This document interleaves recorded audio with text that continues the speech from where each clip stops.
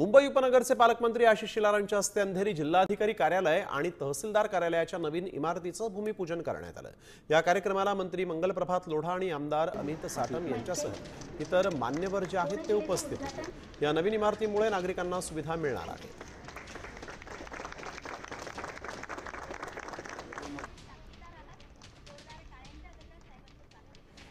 कुठून तरी प्रवास करून अंधेरी तहसीलदार मोठा आहे, या भागातून येणाऱ्या लोकांना पिण्याचं पाणी मागितलं तर पिण्याचं पाणी नसतं आणि शौचालयाची व्यवस्था कर्मचाऱ्यांना पण नसते।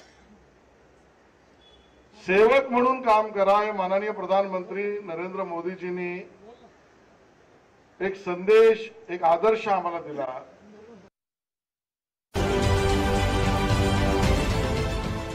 देश विदेशातील प्रत्येक घडामोडींचे लाईव्ह अपडेट मिळवण्यासाठी आता साम टीव्हीच्या सर्व सोशल मीडिया प्लॅटफॉर्मला लाईक, फॉलो आणि सबस्क्राईब करा।